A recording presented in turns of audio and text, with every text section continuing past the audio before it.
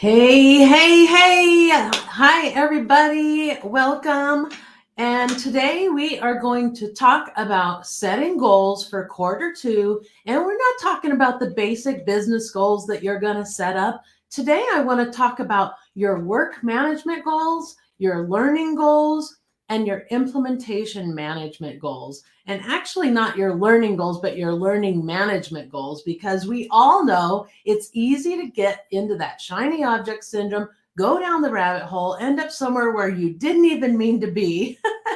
and usually the reason why we get into that shiny object syndrome is because we get overwhelmed, right? So let's talk about work management first. And the way I wanted to approach it is for you to actually reflect back to quarter one and think about how you managed your workload, and not just projects, not just your learning, but how you manage your workload overall. Did you actually comply to a system that you created, or are you still all over the place, bouncing around, not really following the practices and the procedures that you set up for yourself? Or worse, do you not even have an a work management system in place and have no way to really manage your work except maybe with some to-do lists and on a piece of paper and sticky notes everywhere and notes everywhere, and half the time you don't even know what the notes are when you find them, and so then you throw them away, and then later on down the road you're like, dang, where's that note that I had? I know I wrote it down.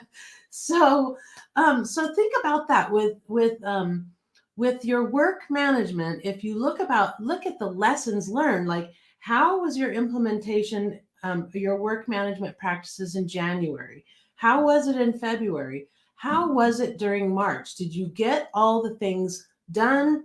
Did you feel like you had to work a bunch of overtime?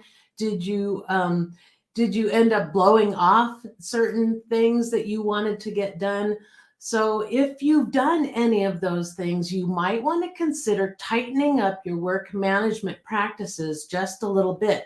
And when I say tighten up, I mean you might actually have to formalize your work management system and create a policy and a procedure for your work management system, because it is your company, right? And companies usually always have policies and procedures. And so if you're not following your own policies and procedures, maybe it's time to write them down. Okay, so that's the work management.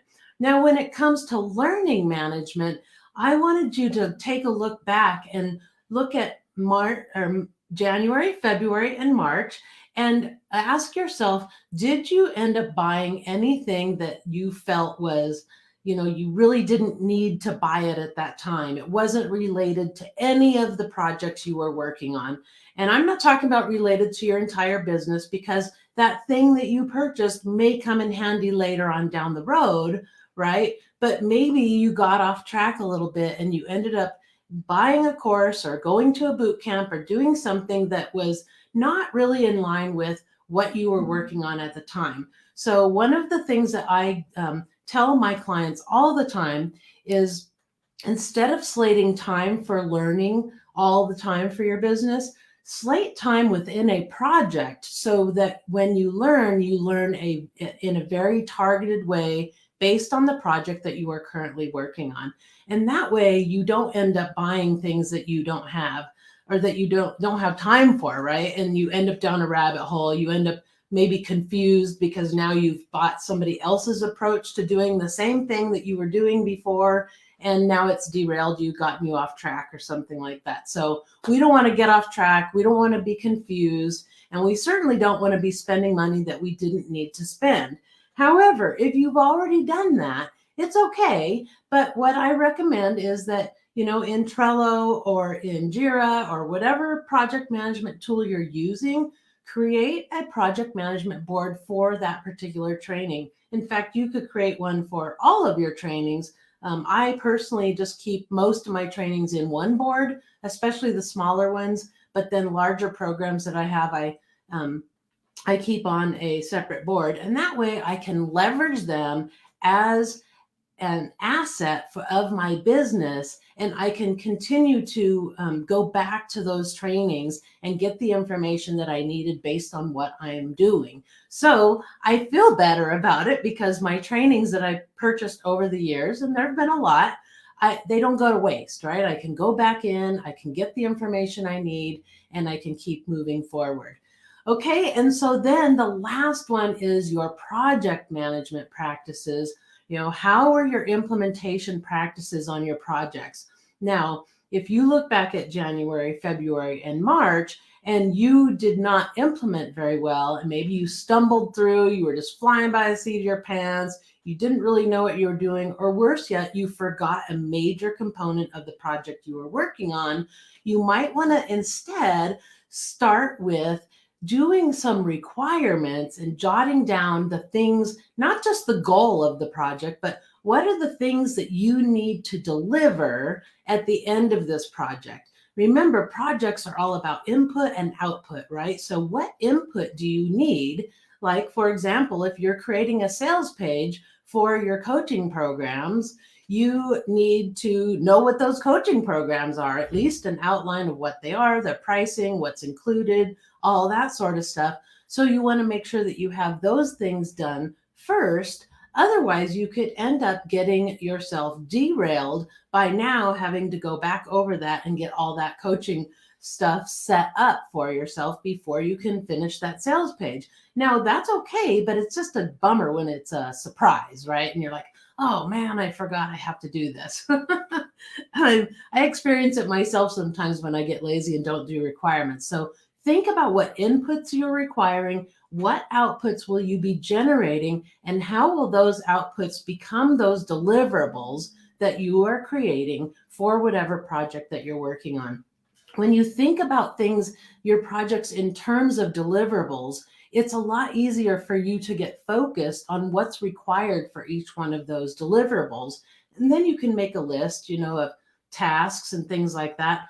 I don't love checklists when it comes to that sort of thing because you can't put in, a little bit more detail about what you want there, what's required. You might have ideas that you want to put in there. And if you just have a checklist, it's pretty hard to get that detail in there unless you, put it up in the description of your card or whatever that you're working on. But actually creating a project plan, a project document, even just something to chart out your project in a document so you can keep looking back to that big picture of what you're going after, what you're trying to accomplish, and then what the details are. Because it's really easy, right, when you're in the middle of a project to get lost in the weeds. You're down, getting, building all the things, doing all the work, and you can lose sight of what that bigger picture is, what you're trying to work toward. And that project is simply a means to achieve one of your goals, right? Or even just a part of one of your goals, and like your long-term goals I'm talking about. And so, keeping your eye on that, remember that 10,000 foot view, right? You want to be looking at your business from that CEO perspective each and every week. So that you always know what you're working toward, why you're working on the things you're working on, and you don't end up down a rabbit hole. All right, so I hope that helps. So you want to be thinking about the lessons you learned when it comes to work management, learning management, and implementation management and project management, right? And when you look at those lessons learned, start jotting down the things that you could do better next time so that you don't end up off track, down a rabbit hole with shiny object syndrome or all those things that we just, that can derail us, especially when we're in squirrel mode.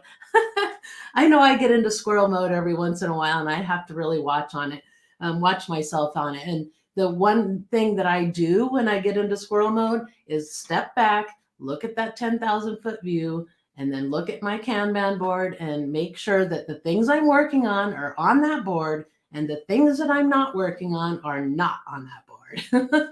All right, you guys, I hope that helps. So make sure you you could actually leave some of your lessons learned in the comments. I would really love to see what some of those lessons were.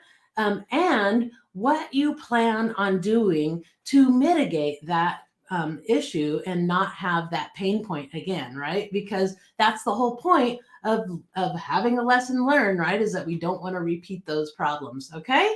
All right. So I hope you put them in the comments. I'd love to read them. Be sure to tag me when you do so, and I will check them out. All right. All right, you guys. See you in the comments.